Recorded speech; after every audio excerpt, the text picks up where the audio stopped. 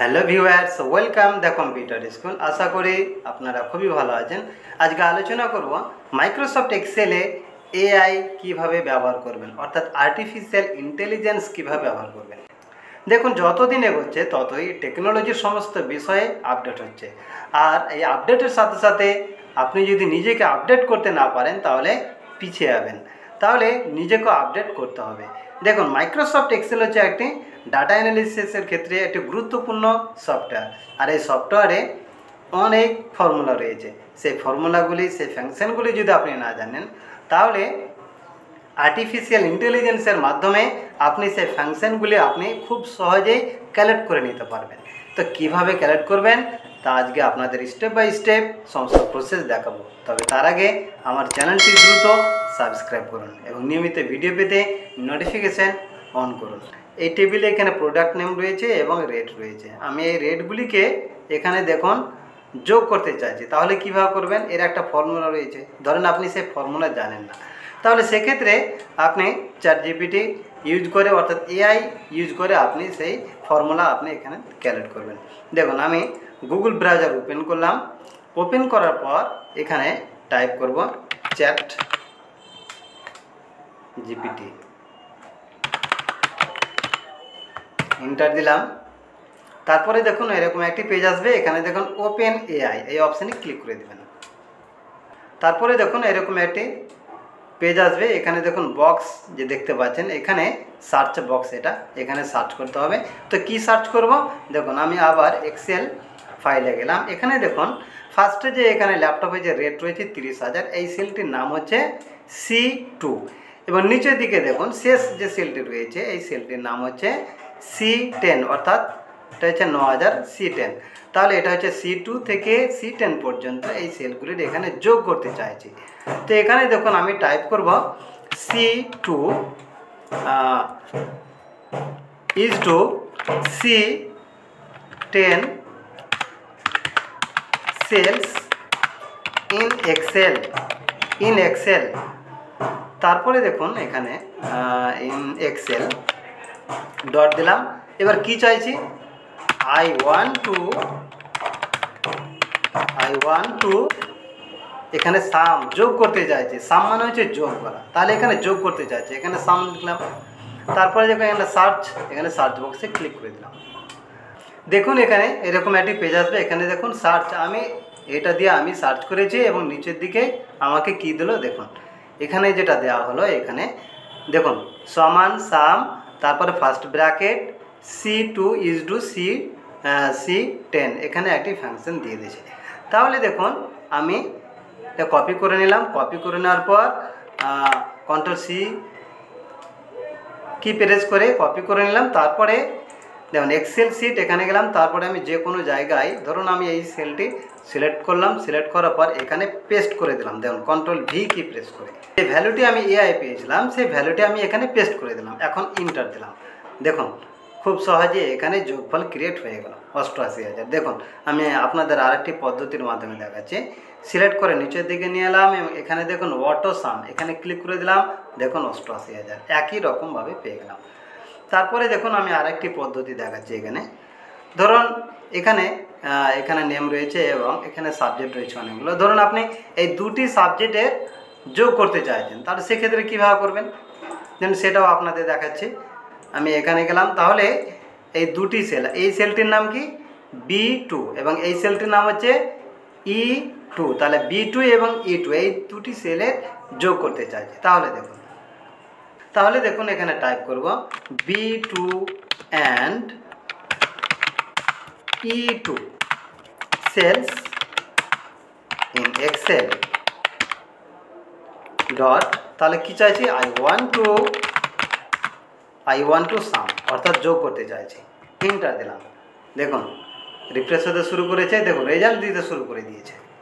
এখানে দেখুন দুটি রেজাল্ট দিয়েছে। ফার্স্ট এখানে দেখুন এখানে দেওয়া হয়েছে সমান সাম B2 কমা দিয়ে E2 এবং এখানে আর একটা দিয়েছে B2 প্লাস C2। দেখুন দুটি এখানে অ্যাপ্লাই করছি। এই সেলটিকে সিলেক্ট করলাম। তারপরে দেখুন কন্ট্রোল V কি প্রেস করে দেখুন পেস্ট করে দিলাম। তাহলে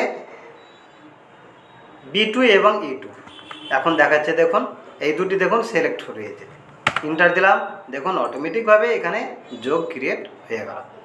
তারপরে দেখুন আরেকটি যেটা পদ্ধতি দেওয়া হয়েছে, এখানে কন্ট্রোল সি কি প্রেস করে কপি করলাম, পেস্ট করে দিলাম, ইনটু, দেখুন সেম একই রকম এখানে আউটপুট ক্রিয়েট হয়ে গিয়েছে। তাহলে এইভাবে আপনি আপনি এআই এর মাধ্যমে আপনি ক্যালকুলেট করে নিতে পারবেন। তারপরে দেখুন গ্রেড, এখানে গ্রেড আপনি ক্রিয়েট করে নিতে পারবেন। ধরুন এখানে জাস্ট এখানে হিস্টোরি যে সাবজেক্ট রয়েছে এবং এই সাবজেক্টে যে মার্কস রয়েছে, এই মার্কসগুলির গ্রেড করবেন। কিভাবে গ্রেডের হয়তো আপনি পদ্ধতি জানেন না এবং অনেকগুলি সেখানে ভ্যালু সেখানে ইউজ করতে হয়, তাহলে সেক্ষেত্রে কী করবেন, দেখুন এই সেলটির নাম কি, এই সেলটির নাম হচ্ছে E2। তাহলে আমি এখানে আবার টাইপ করব E2 cell in Excel. I want to কি চাইছে, গ্রেড ক্রিয়েট করতে যাচ্ছে, grade, I want to grade. দেখুন সার্চে দিলাম, এখানে দেখুন গ্রেডের যে একটা ফর্মুলা রয়েছে, দেখুন গ্রেডের যে একটা স্কেল রয়েছে সেই স্কেল এখানে দিয়ে দিয়েছে। দেখুন গ্রেডের স্কেল এখানে দিয়ে দেওয়া হয়েছে এবং নিচের দিকে দেখুন এখানে ফর্মুলা দিয়ে দেওয়া হয়েছে। এই ফর্মুলা যদি আপনি ইউজ করতে যান এবং টাইপ করতে অনেক সময় লেগে যাবে, তাহলে এর মাধ্যমে আপনি খুব কম সময়ের মধ্যে আপনি পেয়ে যাবেন। এবং এখানে দেখুন ইনভার্টেড কমা কমা এগুলো যদি একটু মিসম্যাচ হয়ে যায়, তাহলে এখানে গ্রেটার দ্যান রয়েছে, সমান চিহ্ন রয়েছে, একটু মিসম্যাচ হলেই আপনার ফর্মুলা কাজে দিবে না। তাহলে দেখুন এখানে এর মাধ্যমে পেয়ে গেলাম। দেখুন সিলেক্ট করে এখানে কপি করে নিলাম, কপি করে নেওয়ার পর এখানে দেখুন কন্ট্রোল ভি কি প্রেস করে পেস্ট করে দিলাম, ইন্টার দিলাম। দেখুন এখন কিন্তু এখানে দিয়ে দিয়েছে। এবার টেনে নিচের দিকে নিয়ে এলাম, দেখুন খুব সহজে এখানে পেয়ে গেলাম। 88 হয়েছে গ্রেড বি। দেখুন এখানে যে স্কেল দেওয়া রয়েছে 80 থেকে 89, অর্থাৎ 88 বি গ্রেড হচ্ছে। 90-এর ওপর যদি হয় তাহলে এ গ্রেড। দেখুন এখানে 90 প্লাস 90-এর পর হচ্ছে এ গ্রেড। 88 এটা যদি আমি 95 করি, দেখুন এ গ্রেড হয়ে গেল। তাহলে খুব সহজেই আপনি এআইয়ের মাধ্যমে এই ফর্মুলা আপনি ইউজ করে নিতে পারবেন।